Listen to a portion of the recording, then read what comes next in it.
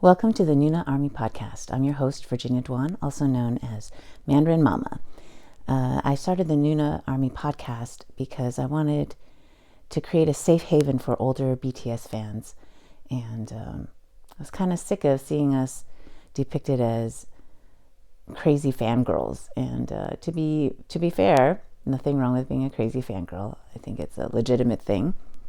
And it's only mocked because of patriarchy. But I am more than that, just like the crazy fangirls are more than that. Anyhow, today is our second episode of the Noona ARMY Podcast. And last time I talked a bit about origin stories, how I became a BTS fan, how I found BTS, and how this podcast came to be. And so it was really rambly. It was hard. And hopefully today will go a little bit better. Today I'd like to talk about Suga because he is my favorite. And also because BTS just dropped their lead single for Map of the Soul Map of the Soul 7. And the lead single, the intro, is Shadow. And Suga is the featured person on it. He's the intro.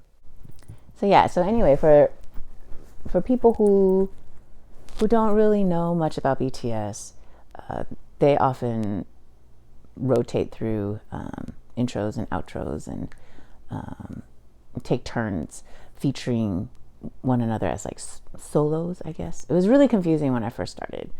I was like, hey, I thought there were 7 people. How come this only has 1 person? How come this song only has like 3 people? How come this only has... Yeah, so they split off into like subunits. It's a big thing in K-pop.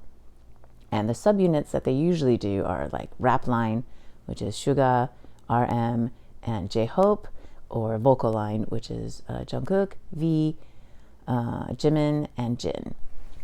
And then they release a variety of their own mixtapes and whatever. So for the purposes of simplicity and my own fading memory, I'm just going to consider anything any member has ever produced, sung, guested on, featured on, did a mixtape on, whatever. Anything BTS related musically, I'm going to consider as part of BTS's discography. I'm not Wikipedia. Wikipedia will tell you exactly who belonged to what, when, and how. So if you are new to me, and I guess all of you technically are new to me since this is only the second podcast episode, but if you're new to me in my life and you are not like one of my listeners who actually knows me in person, you'll know that Suga, also known as Min Yoongi, is my favorite. He's my ultimate bias. And even though he was not the person who drew me into BTS, because he really pretty much only sticks to Korean, it was probably RM because he was so fluent in English and his lyrics are in English, or many of his lyrics are in English, and he was much more relatable to me in that sense. But when I got sucked deeper into BTS, I found myself just inexorably attracted to Suga. Partially because I think I'm a sucker for a certain type. I love tsunderes. For those of you who don't know, tsundere is a Japanese kind of anime manga term where someone is kind of outwardly gruff and like cranky and mean, I guess, and then inside they're just like a squishy ball of goo. And I feel like that's sometimes how I am in real life too. And so that's my preferred type. So I always joke that tsundere mode is the best mode. And Suga, from the very outset, from the very beginning, felt like a typical tsundere. Like he hated to admit that he loved people, was just really cranky all the time, grumpy. They have all these like fan-made videos of him being like savage or sad or just really low energy. But he's actually not. I mean, no one is ever one whole thing, right? So they're just highlighting aspects of something. But yeah, so I really like kind of savage people because I think I can be very savage. Anyhow, so I was just really attracted to his personality. I like quiet people because I'm not a quiet person. So I really loved Suga and kind of his personality. And then when I started reading his lyrics, I actually don't think that lyrics are necessarily the proof that music is good, if that makes sense. I mean, there's different types of music to fit different types of needs. So there's your like typical vapid pop saccharine love crap, which I totally enjoy. Okay, I'm not saying, like, even Justin Bieber's new single Yummy, which is like super boring and derivative, and the words are stupid, but it's so catchy, right? So like I fully expect to really, really like this song in about a month after the radio has just played it to death and I've been indoctrinated into liking it. But it's always better when the lyrics are good, right? For me, I'm a total lyrics person. I will love a song for the lyrics if the music is not necessarily my taste. Does that make sense? Like, ideally, the music and lyrics are all awesome, but I will accept slightly less exciting music or slightly not my style music for good lyrics. And I will also accept really crappy lyrics for really good, like, melody and beat and stuff. Okay, I've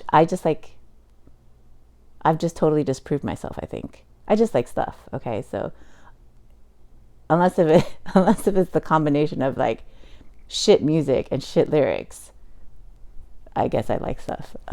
Wow, I made myself sound like I was a snob and like really elite and like intellectual about music, but really I'm just a basic person. And I knew this. I like basic music. So I don't know why all of a sudden I thought I wasn't this person. But anyway, so for those of you who don't know and haven't heard the first podcast, I talked about how I found BTS and became really attracted to them. And mostly it's because I was going through a really hard time, a midlife crisis. I was turning 40 and my teenage self was like, oh my God, this is what you did with your life. You loser, how did you waste my potential? And I was just feeling a lot of frustration, and to a certain extent, I still feel that.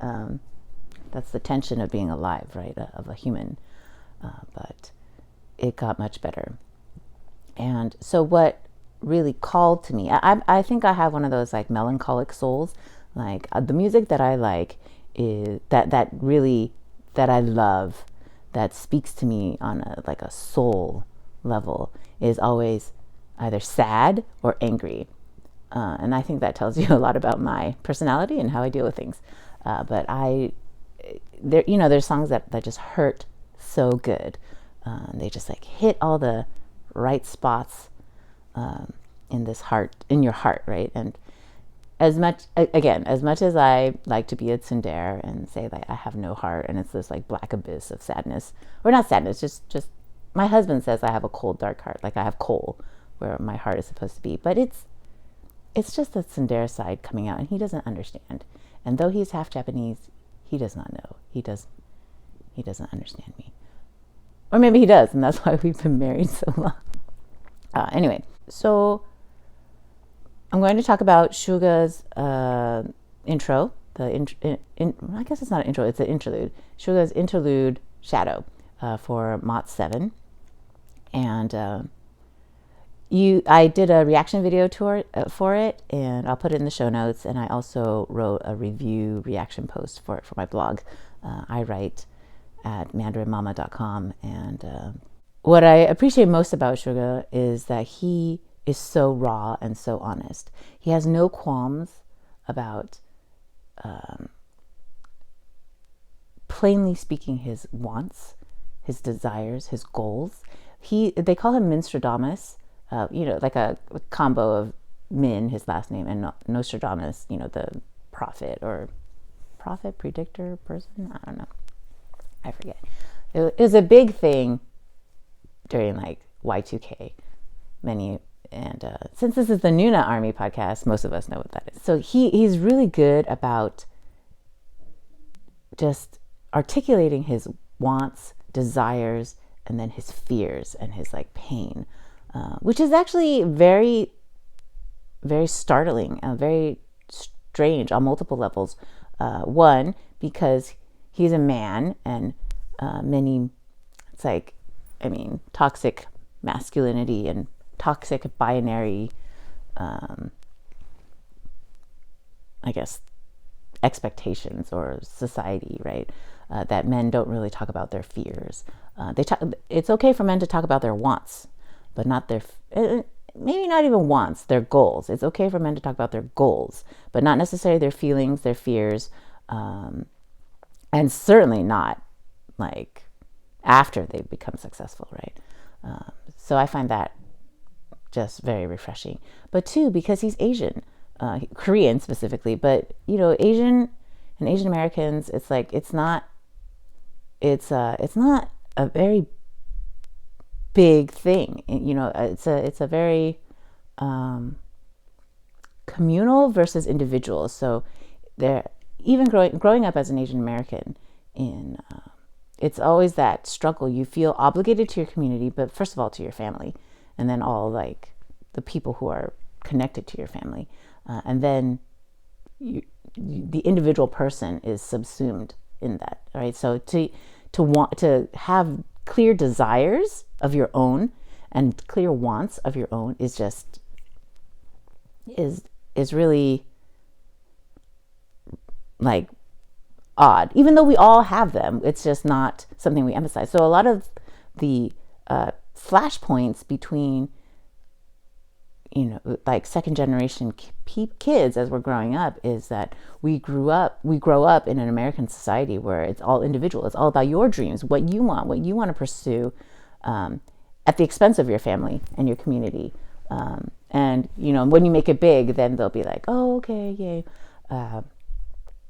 Like it's accepted that it's a very individualistic society, because we were founded on revolution, right? We were founded on basically rich white people saying, hey, we don't want to pay taxes. And so then they rebelled. And if they did not win, they would have been, traitors.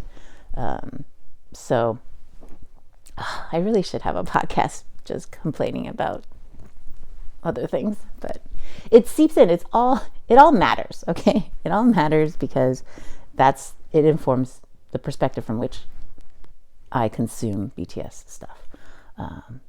So too bad if that's not what you signed up for. And so I find that very interesting as well, right? Like Asian society, Asian kind of mindset and then still he's very clear on what he wants and what he's going to pursue. So yeah, Suga pursued music despite huge objections from his family. His parents had ripped up like a notebook that he had written, I think in like junior high and high school, of all his music and lyrics, and they threw it away or ripped it up. In several early interviews, Suga has also alluded to the fact that his father was very, very strict and harsh. And but anyway, he has said specifically that his parents strenuously objected, and they were also very poor, and so part of the objection was out of fear, right? They want their son to have a good life, and music. I mean, it's a real huge crapshoot, right? Like there's no guaranteed success in music. Not, I guess, that there's guaranteed success in anything else that you pursue, but you have better odds. How's that?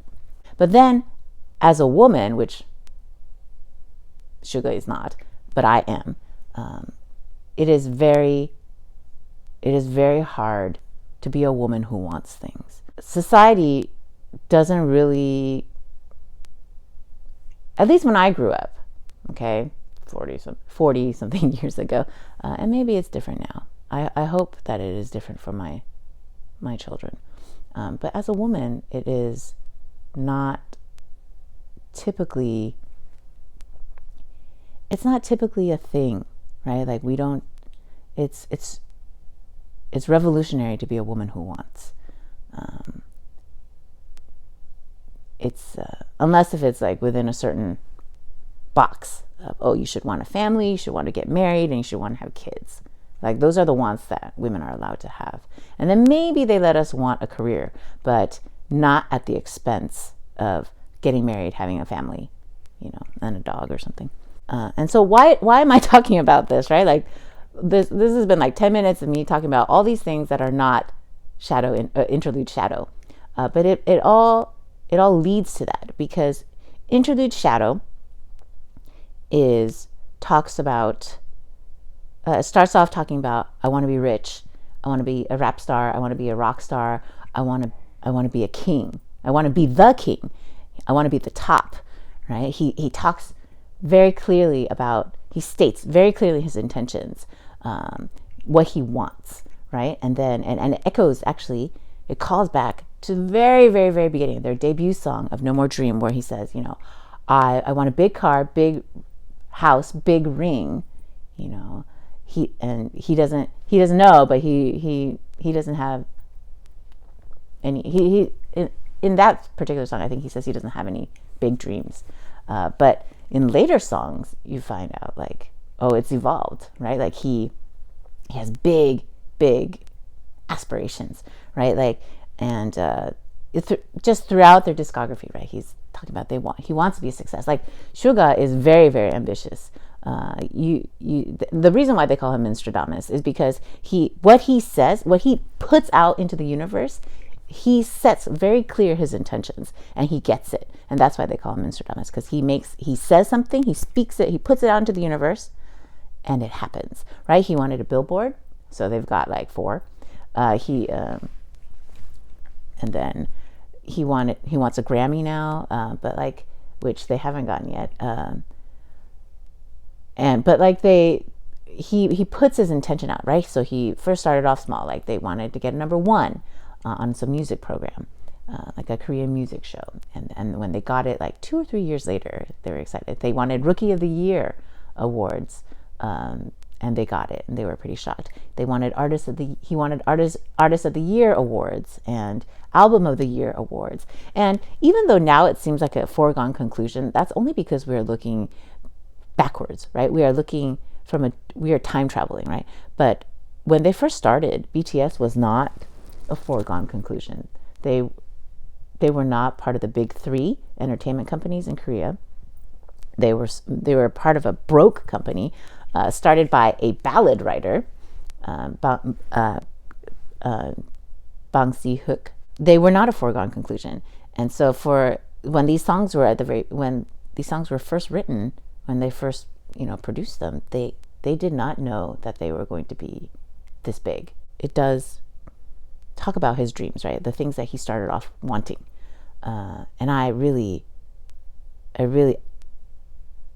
sympathize with that, right? Because I have lots of wants and lots of desires, and I thought I got them, and I did, but I didn't realize I have other wants and desires. I mean, because we're people, right? We have complicated, and it gives me courage to go after the things I want. One, to name them, because if you don't name your wants, you can't get it, right? And it's very vulnerable to want. It's vulnerable to tell people what you want, and to say even to yourself, this is what I want, because people judge you for your wants, right? Who do you think you are? How dare you? Who do you think you are? You're Korean. How are you going to get a Billboard award? How are you going to get a Grammy? And so I want to be famous, or I want to meet and interview BTS in person. I want all sorts of things. I want to be I guess I am a writer, but I want to be a famous writer, and as a 41-year-old woman, it's like, how dare you? Who do you think you are? Who do you think you are to want these things? Who do you think you are to want to be famous? Famous people don't look like me, not in America.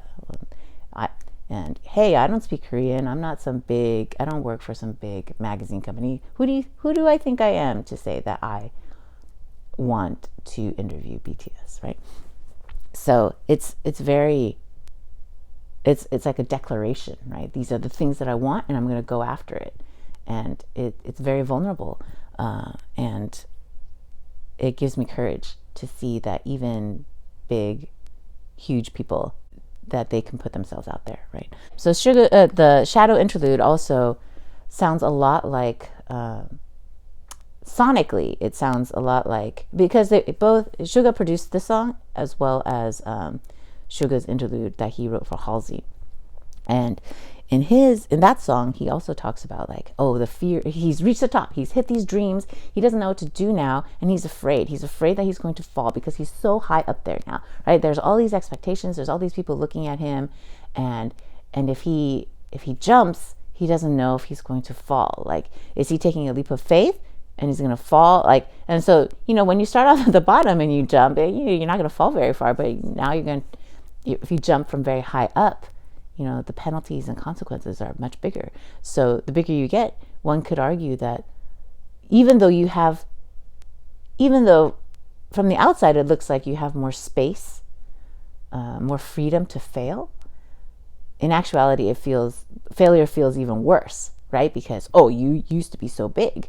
And BTS have constantly, especially Suga, he has constantly been aware of the fact that this fame that they have, this hugeness that they have, is fleeting, and it will not last forever. I think it was in like a Burn the Stage episode. It's a Burn the Stage is their like behind the scenes documentary, or one of them, and he talks about how when he's so tired. He's so tired of running at full speed. He's so tired of working. He's so tired of doing all these things, but he keeps going because he knows one day it will not be here, and he will want it. So that's why he keeps going, and it's heartbreaking. But again, I find it so insightful. Like I like to think of myself as a rather introspective, contemplative person. Wait, no one would ever call me contemplative, but I feel like I think things, right? Like when I'm not busy running away from my thoughts. I'd like to think that when I was in my 20s, I was also this kind of deep person, but I probably wasn't. But so I find it so interesting that he's so young and yet so grounded's not the word, but like so that he knows himself. And I covet that. And I feel like I'm better at it now, but that's something that really attracts me to him. That he knows himself and knows what he wants. And so again, he's in Suga's interlude and Interlude Shadow, he again talks about like being afraid to fall. And in Suga's interlude, he says, oh, well, well, he's still young, he's going to keep going. Like, hey, I don't know what to do, but I'll just keep going. And sometimes that's what it is, right? You just keep going. And so that interlude, he just kind of maintains like the like melancholy feel of it. And it's pretty short, and it's so sad. When I first heard it at like 3 o'clock in the morning, when it was released, I just like sobbed without even really knowing the lyrics. I just sobbed. It was just so sad, and I felt like it really spoke into my heart because it is kind of how I feel about things, right? Like, or I did, and kind of still do. Like, I'm afraid to get the things that I want, because then what am I going to do after that? Or, but then I also really want things, right? And so in Interlude Shadow, he talks even more about it. He's like, oh, he's gonna, like, now they're so high and he's so lonely. Like he's like, how come no one told me it was so lonely up here? And it references to so many things he said in the past.